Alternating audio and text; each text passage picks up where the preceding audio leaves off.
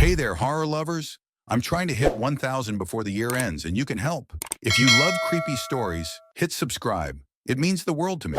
Now let's dive into some terrifying new Reddit stories. Some of the scariest yet. Turn off the lights, put on your headphones, and let the horror begin. We're starting with 9/11 operators of Reddit. What's the most disturbing or scary call you ever received? I was a 911 operator in Mobile, Alabama, the day Hurricane Katrina hit the Gulf Coast. We started getting lots of calls from New Orleans and the Mississippi Gulf Coast for some reason. I guess they started routing to us after all the 911 centers to the west of us started going down. Anyways, I got a call from a woman who said she was trapped in her house on Gordon Street between Florida and Law. I was confused at first because we have a Florida street in Mobile, and after checking and double-checking and not being able to find her address, I asked her what city she was calling from, and she said in New Orleans. I tried to route her to New Orleans 911 and New Orleans Fire Department, but could not get through. She started screaming and said the water was coming up into the attic where she was. I told her to find something heavy and break the attic vent out so she could get out onto her roof, but the vent was too small for her to crawl through. She sat down and started crying. I told her I would stay on the line with her for as long as she wanted me to. I stayed on the line and listened as she cried, prayed, cussed, and prayed some more. A little while later, I could hear her struggling to keep her head and phone above water. Then the phone went dead. To this day, I don't know if she lived or died. I quit 9/11 3 months after Katrina. Edit: I was a 911 operator for 9 years before Katrina hit. Edit 2: I got involved in 911 after doing some ride-alongs with the police department the summer before my junior year of high school. I started running the radio part-time on the weekends and during the summer when I was out of school, and moved into a full-time position after high school when a job opened up. It's not illegal for someone under the age of 18 to work at a 911 center, but I wasn't allowed to actually answer 911 calls without an APCO certified operator on the console with me until I was full-time and certified. It was also illegal for me to run the NCIC computer without being certified to do so, which I couldn't get certified to do until I was 18. I ran the EMS fire dispatch console for the county when I was part-time and got my certifications when I graduated. I was also a volunteer firefighter EMR during this time as well. Also not illegal and quite common in rural parts of Mississippi. And thanks for the gold, whoever you are. Although I don't feel right accepting a reward for something I did as part of my job 8 years ago, it is still appreciated. 1979, NYC. Got a call from a crying child, a little boy, saying his mom and dad were fighting, and his dad said he was going to throw the mom out of the window. I could hear a terrible fight going on in the background. Woman screaming, things breaking, man yelling, etc. The poor kid didn't know his address. We didn't have the technology for call ID and would have to use reverse telephone books. A trace would take forever. Anyway, while I'm trying to get the address, I hear a horrific scream and glass breaking. A few seconds later, the other operators in the room are getting calls about a woman lying in the courtyard who came out of a window. Very sad. Worst of all is that I am sure someone else in this apartment building must have heard this fight, but no one called for help until it was too late. Poor kid. Working 911 in NYC during the 70s, 80s was a nightmare. The city had a very high crime rate and shit technology. Wow, there's a lot of love for us lately. In another thread and an AMA that I did, I told my story of having to stay on the phone with a young man for about 40 minutes, maybe a little more, who had a very disturbed man break into his home, and with a loaded shotgun pointed at his face the entire time, demand that he call the police. He wanted a suicide by cop. I now realise that I didn't get overly detailed about it in my other mentionings of it, but this young man urinated himself, almost threw up, and was begging me to keep him alive. I haven't dreamt about it in a long time, it was several years ago, but it stuck with me. Story 1. I once answered a call. Two brothers were arguing over drinks, and one of their girlfriends or wives was over. Anyways, the brothers are drinking heavily, and one pulls out a gun and shoots the other one.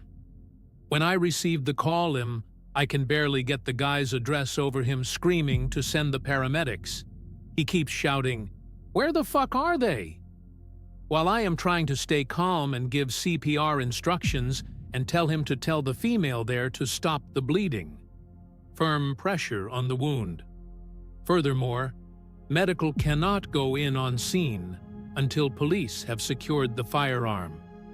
Listening to the pain in someone's voice while they are screaming for help kind of haunts you. Both of them had to be around 30 years old. I couldn't imagine killing a family member. Edit. I know I hopped on the train late, but I have a few more if anyone wants them. Edit 2.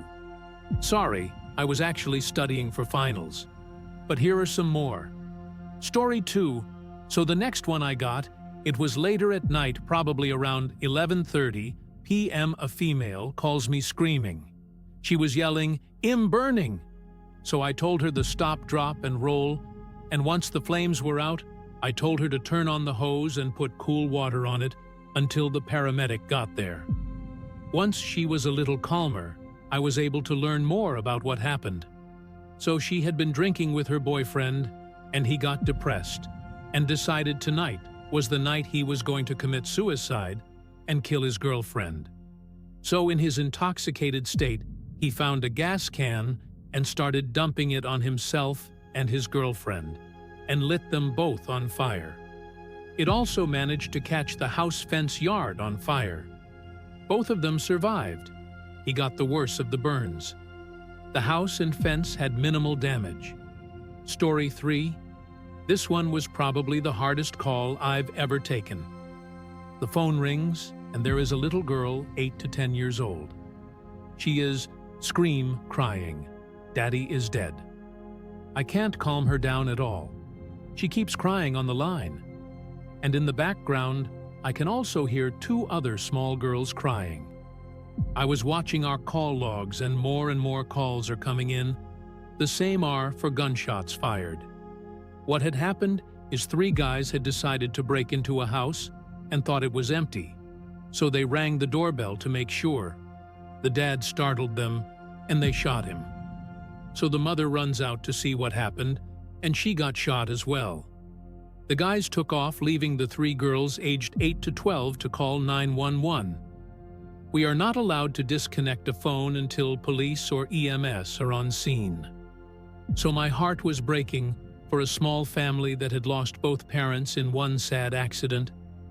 I listened to the girl for 6 minutes and 37 seconds before police arrived on scene. The good news is that the mother lived. My stepdad's a firefighter, and he told this story to me and my sister about 5 years ago, and it stuck with me. As a firefighter, he also attends car crashes to help cut people out, etc. The story he told us was that he was called to a lorry and car collision, which never end well, really. In the car were 3 adults and 1 young girl about 6 or 7. If memory serves me right, it was the family friend driving, with the others in the back with the little girl in the middle back seat. They crashed into a lorry and the car went under it, decapitating all the adults but missing the girl. She had to sit in that car, surrounded by the decapitated bodies of her family and friend for around 4 hours before they could get her out. He also told us about how when brains are splattered across the windscreen, it reminds him of raw mints. I guess when you deal with that stuff a lot, you grow kind of immune to it. Edit. Should clarify, a lorry is the British term for truck, like an 8-wheeler truck for transporting things. I do actually work for a 911 center. The call that has stuck with me the most was a call for 2 UN conscious toddler twin girls. The mom called frantically because both weren't breathing. I stayed on the phone until help arrived, but there wasn't much we could do. The full story, which we rarely get by the way, is that the family went to bed early in the morning. The twins woke up and got up about 2 hours before mom. The 8-year-old took them to her bed and covered them with a blanket, causing them to both suffocate. The real disturbing part is that by the time the officers and paramedics got there, the mom had changed their clothes and rubbed baby oil on them to give them that life look. No criminal charges filed. Edit: I work for a fairly large department, so there are a lot of stories. I don't want to clog the comments, but it's not unusual for a seasoned dispatcher to take calls of people dying on the phone, suicides on the phone, listening to violent crimes like robberies in progress. It's the nature of the job. The only calls that really stick with me are the ones where children are hurt physically or mentally. Oh yay, and I heard a coworker take a call from a guy that was actively stabbing his girlfriend in the face. Okay, now that you've heard all this, go try to have a good day. When I still lived in my hometown, I used to volunteer on the emergency services department. Being a tiny town, there was no full-time staff, so people in the town would receive proper training and volunteer for it. 2 incidents always stuck with me. One was a day when I was setting up for a CPR training course for teens. The station was silent as I was working, until almost every alarm suddenly started going off. Fire, EMS, I could hear the RCMP alarm going off across the street. The radio starts buzzing, and I can hear a Delta call come in for a house nearby, Delta being the second highest level. I knew the family, kind people. Mum had been downstairs making dinner, and her son was getting ready to go to Scouts. He had tripped and hung himself by the kerchief. She didn't find him until it was too late.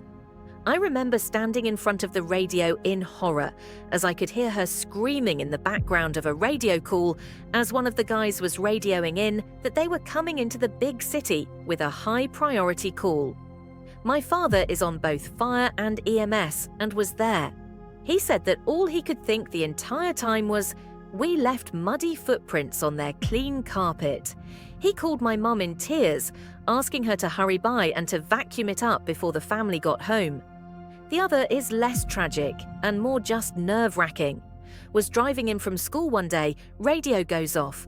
I hear the words, "We have a potential echo level call. Prepare for potential evacuations, west side." It was November, and usually there would be a thick blanket of snow. So far, there was none. Someone, in their infinite stupidity, had thrown a lit cigarette butt out of their car window into a nearby ditch. Nothing but farm fields for miles outside our town, and all of it was on fire. It took the fire departments of 3 towns and some pretty amazing bravery to get that fire under control. It took 2 days, and by the end of it, 2 farmsteads had burnt down, and our town was under threat of evacuation for the whole time. My mom was a 911 dispatcher in the early 90s. I was 5 years oldish in Washington State. When I got older, I remember asking her about some of the calls that she could still recall. One in particular was pretty bad. She was working one year on Halloween night, and around 10 or 11 p.m., she had a call come in that a couple guys were driving around town with a dummy or something dragging behind their truck. The dummy was falling apart, and pieces of clothing, plastic were being torn off and scattered around the city. Being Halloween, it seemed like a prank, but she had a patrol car try to find and stop the truck. As time goes by, more and more people started to call in about it. Eventually, the patrol car caught up with the truck, and it turns out that it was a person. The guys had gone to a store earlier, and when they left, they had backed their truck into an elderly man whose clothes got caught in the rear bumper or whatnot. The 2 guys never even knew that they were dragging around another human being all across town for miles. The elderly man had passed away, and those pieces of clothing scattered around town. Was his clothing, flesh, and body parts. Still gives me chills. I was a criminal justice major in college, and as one of my summer jobs, internships, I was a non-emergency dispatcher at a 911 center. I was surprised about the number of emergency calls I got on the non-emergency lines. A couple of examples. An old guy mad at the minority kids playing in the street in front of his house threatened to go outside with his shotgun and confront their mom because the police were taking too long to come, answer his complaint. A lady called saying she found a guy passed out in her driveway and wanted to know if she should ignore it or if we should send an ambulance. We sent an ambulance. The one that sticks with me, though, is an elderly lady calling saying that her grandson and husband were burning trash in the backyard and something exploded and her husband was on fire. Her grandson was 8 to 9 years old and couldn't do anything about it. When the fire department got there, they said his skin was like melted plastic, and as soon as they tried to get him on the backboard, it came off exposing all his organs, etc. He died en route to the hospital. Grandson watched everything. I am not a 911 operator. However, one of my clients is. I am a massage therapist. One day she came in to see me and seemed very depressed and angry. I asked what was wrong, and she told me sometimes she wished she could reach through the phone and strangle some of the callers. Then she explained to me why. She said a woman called 911 saying that her baby was barely breathing and was turning blue. The woman sounded bored, uninterested. My friend said to her she could talk the woman though, baby CPR, so she could try to save the baby's life in the meantime before the ambulance arrived. The woman said she didn't want to do the CPR. My client kept repeating to her, "I can help you save your baby's life. Please just listen to me and go in with the baby and follow my directions." And the woman was very adamant about not wanting to go back to the baby and do this. So my friend stays on the phone with her while she waits for the ambulance, and the woman says she went back to check on the baby and thinks the baby has stopped breathing altogether, still sounding bored or like she was just really fucked up on drugs. My friend said she told her boss or whoever would need to be told about this, and then had to take a break and go outside and cry. She just couldn't believe a mother would not even attempt to save her child, or that she could sound so uninterested in the child dying in the next room. So yeah, she said she wishes sometimes she could reach through the phone and slap some sense into people, or at the very least yell at them when they don't want to help. I answered a call from a guy who was screaming about how the relative of his, that he found outside, was bleeding from the head and was laying on the ground. It was a call that was way out there in the boondocks, so I was going to be on the line with this guy for a while. It wasn't helping that he was freaking out and yelling at me nearly the entire time. When I was going through questions with him about the patient's condition, he was yelling, "He's bleeding from the head! Send help!" We already had an ambulance and police and fire on the way. Suddenly, during the assessment, he yells, "He's not breathing!" At that point, I do my best to calm him down and guide him through CPR instructions. He did a very good job, and the patient started breathing again after about 300 compressions. Once that happened, I immediately went to the control bleeding protocol and asked him to get a dry, clean towel or cloth and to apply it to the wound on his head. The guy would not do it. At this point, he was an emotional wreck and didn't want to leave him no matter how much I tried to talk to and reason with him. I was practically begging the guy to go get something to control the bleeding. He kept saying over and over that he didn't want to leave him. After a while, the police showed up on scene first. I asked him if they were there, and he said yes. Just before I was about to hang up and let them talk to him, I heard a police officer say, "Sir, I need you step away from that gun on the ground." That call gave me chills. Edit. The guy that was found bleeding from the head shot himself. I once took a call from a kidnapping victim who jumped out of a moving car in an office park. She had no idea where she was, and I couldn't get a valid location on her cell phone. This was in 2004. Only the nearest cell tower. Usually, I would ask a caller in her situation to start looking in mailboxes for mail with an address on the envelope. But this was an office park with mail slots that she couldn't access.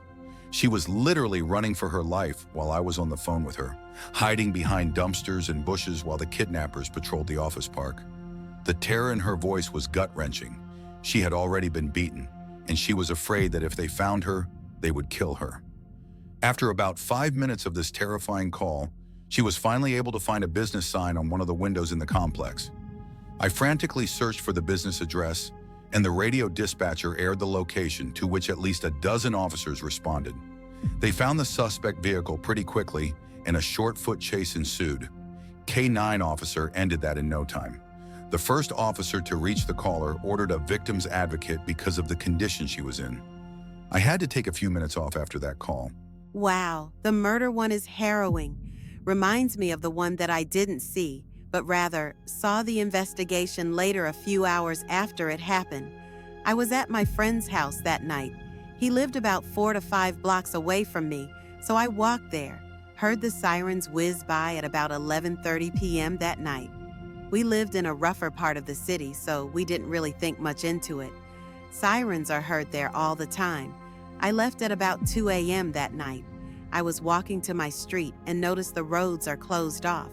I had to detour about another 5 blocks east, then another 5 blocks back to my house.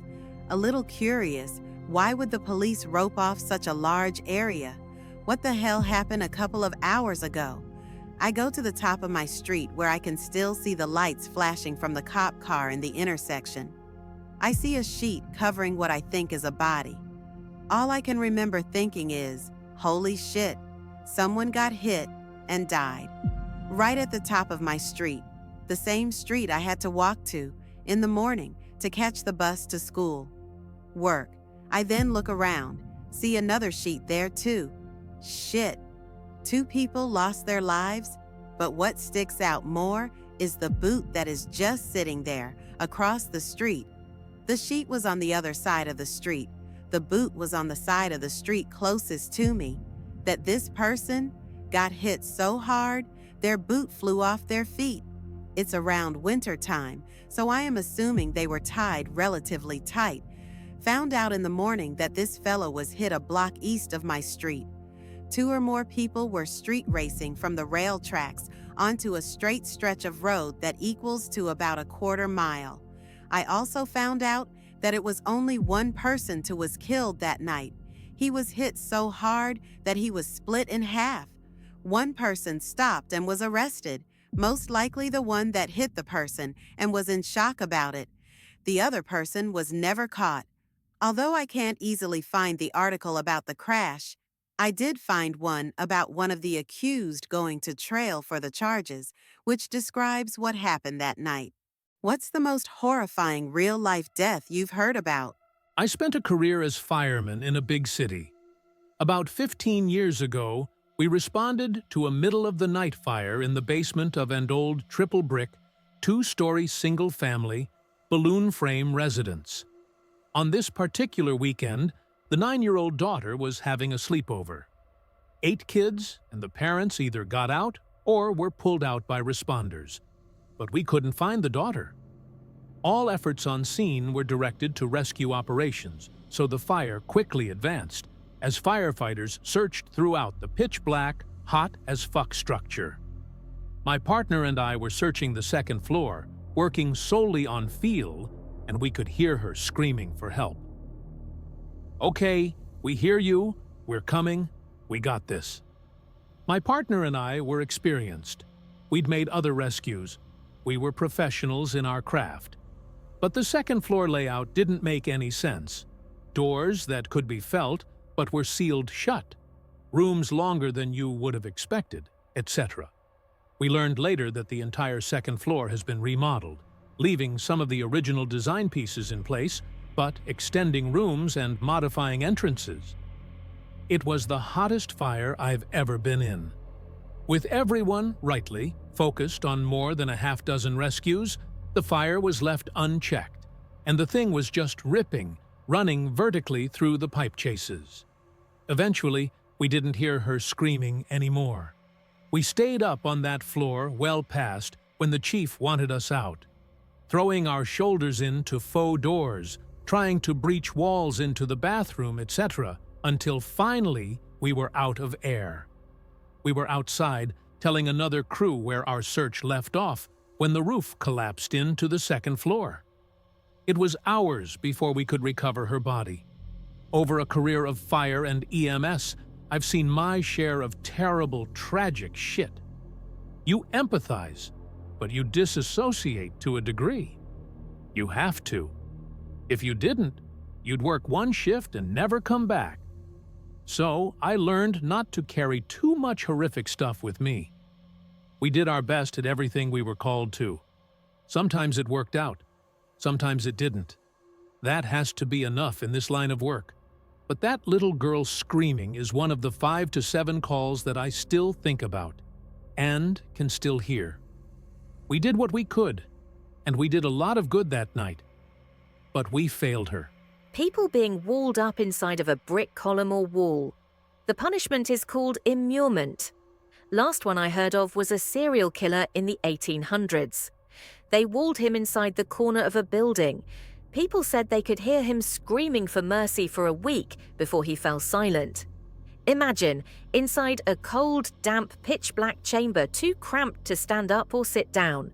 Most likely was crawling with bugs. No food, no water, no mercy. I imagine he went mad before the second day was up because he knew death was the only escape.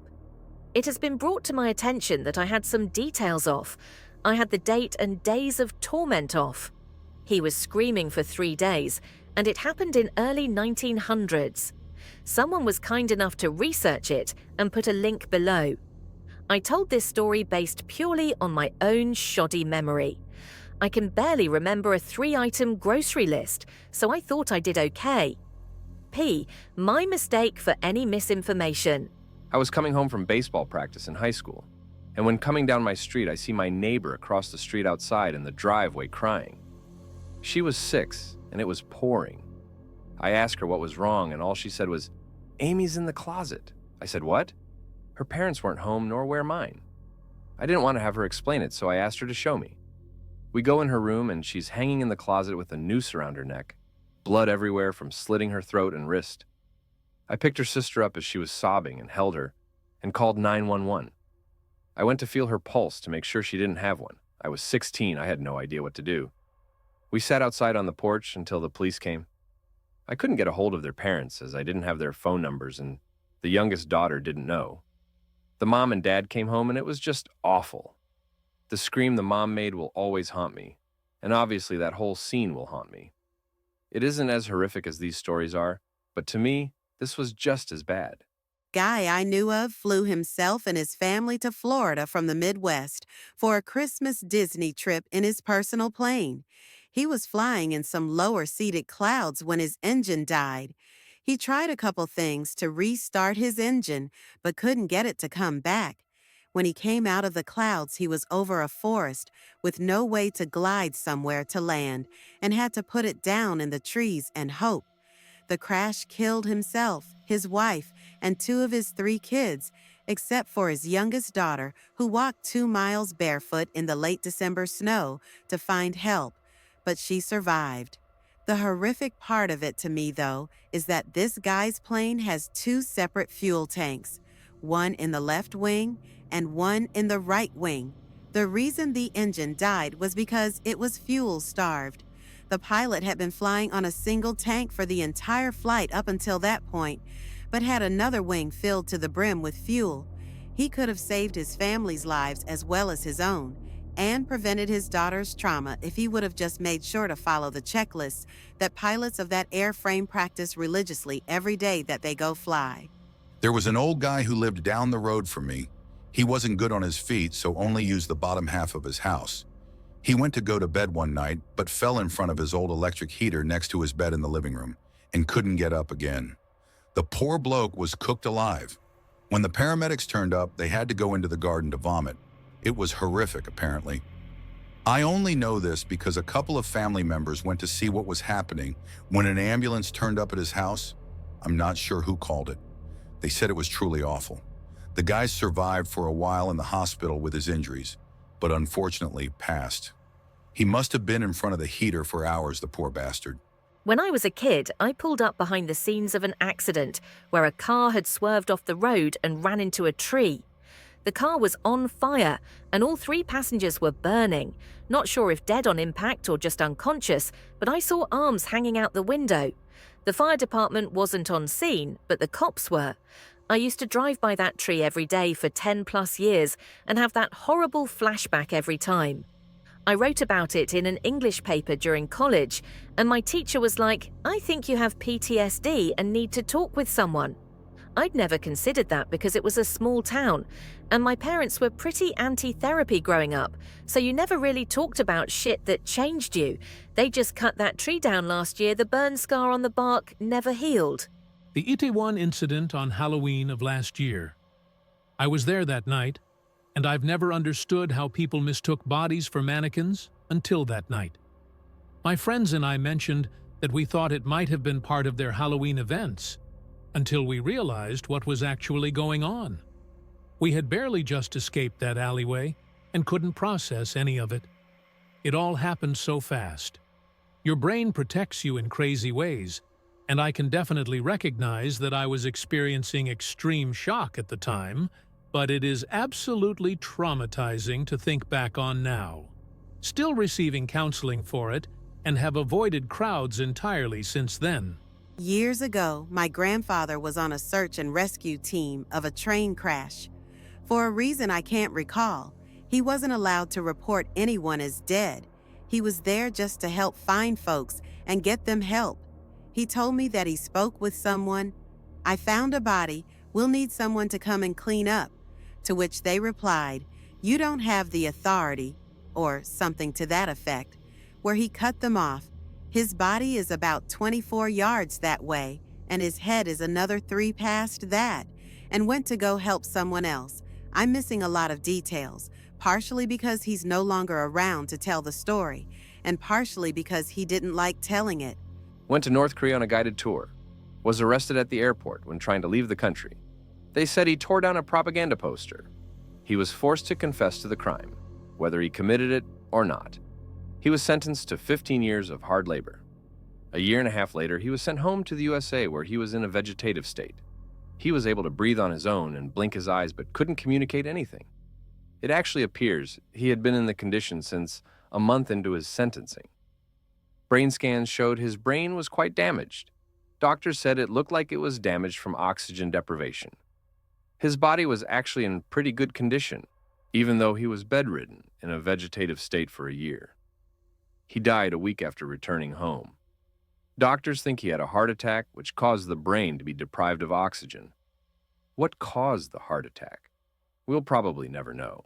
This was a workplace accident a few years ago that killed a union brother of mine. He came into work early to make up for some time he had taken off.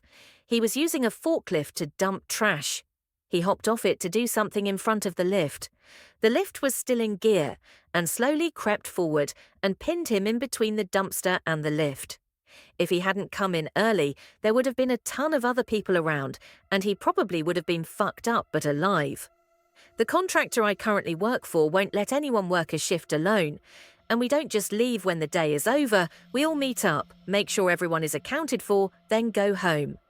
I know it's not the most fucked up death on here, but it really hit home for a lot of guys. I didn't know him, but a lot of people did.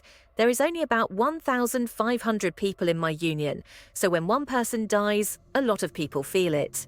A childhood friend whom I had lost touch with was thrown from his vehicle when he was about 24. The police investigated the crash scene and decided that he had run away to avoid a DUI. They put out a warrant for his arrest. It was 4 days later when an angler discovered that he had staggered around in the forest with a massive head injury until he died by the river's edge. The cops apparently hadn't found any blood trail or footprints, but suddenly they were everywhere. He had been going in circles and bumping into trees for a long time, like a day. He was probably blind and halfway brain dead. Tragic. My grandfather was a meter reader for Nashville Gas from 1950 to 1988.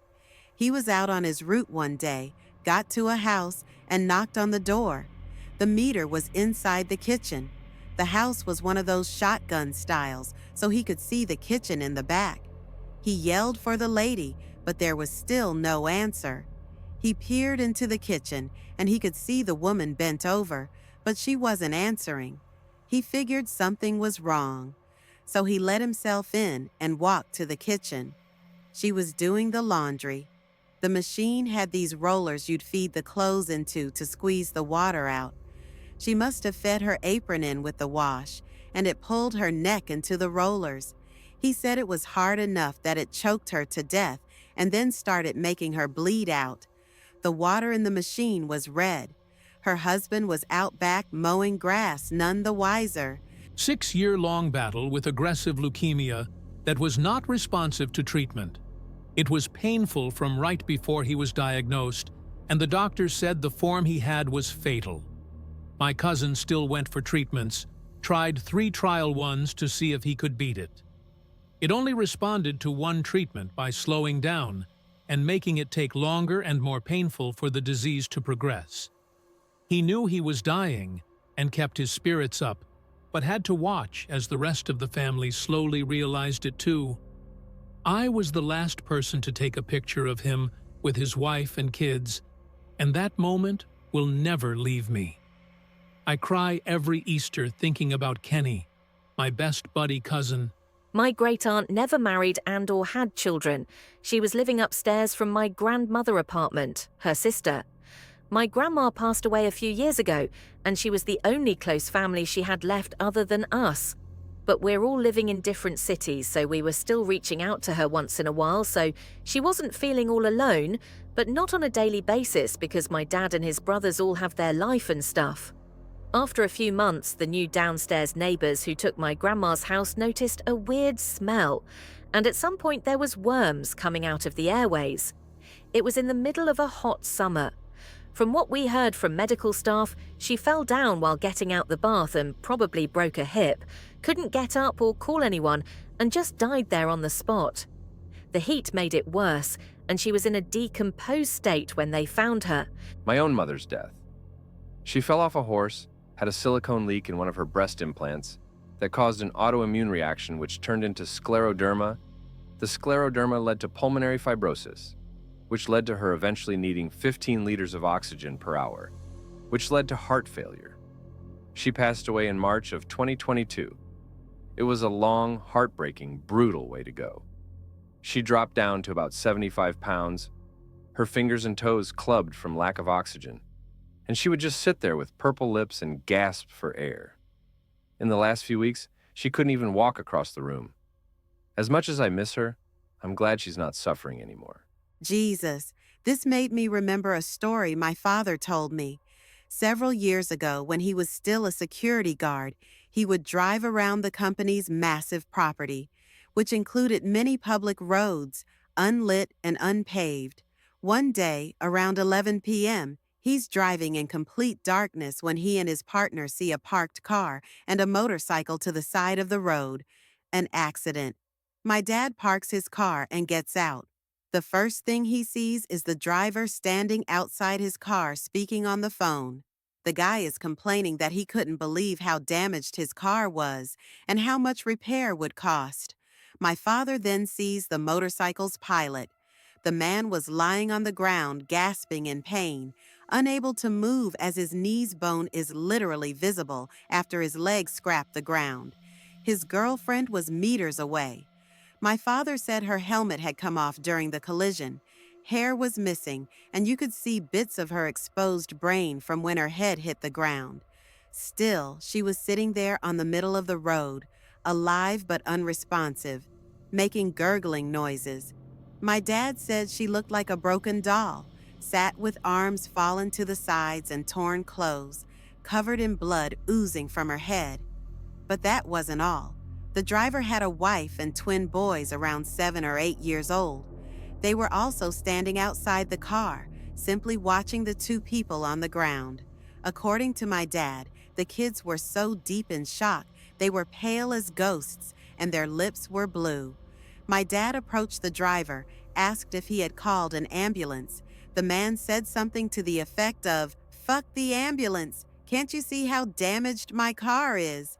Which prompted my father, who was seeing red at this point, to take this phone and break it. The man tried to argue, and my dad ended up with a hand on his gun. Dad told the dude to STFU before he ended him.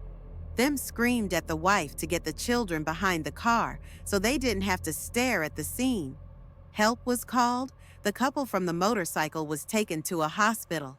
Cops arrived on the scene, my father's colleagues, and told him to leave because he was clearly affected too. Later on, he found out the girl didn't make it. I know accidents happen way too often, but the way my father described it, and the way the driver behaved just really stick to me. I was just reading about Adrienne Shelley. She was an up-and-coming director in the mid-2000s. She had just finished directing the movie Waitress, which she also wrote.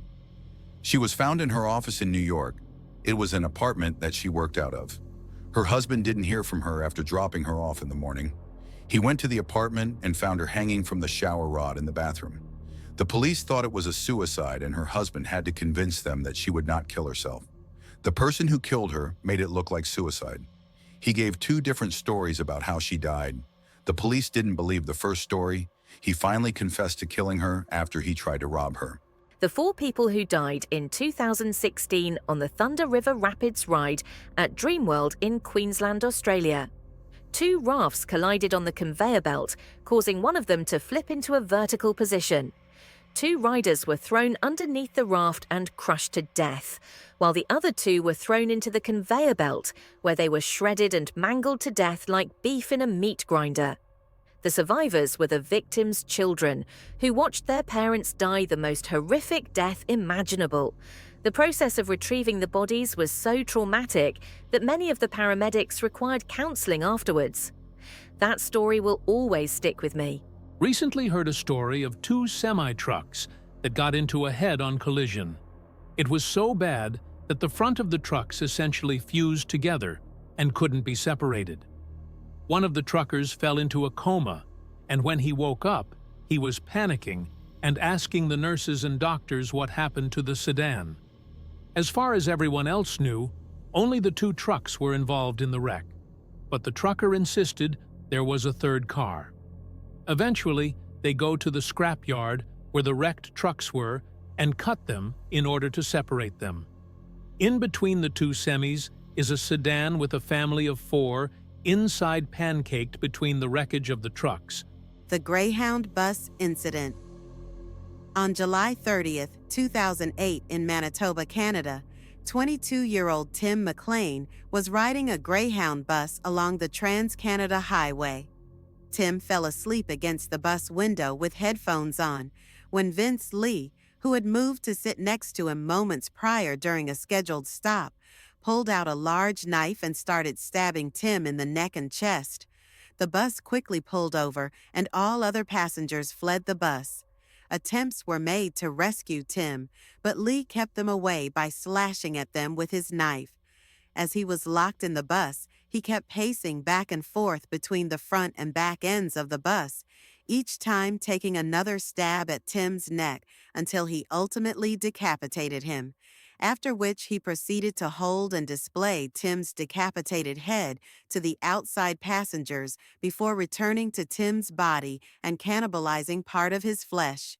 Police eventually turn up, and when Lee was arrested after trying to escape the bus, they found one of Tim's ears and parts of his tongue and nose in Lee's pocket.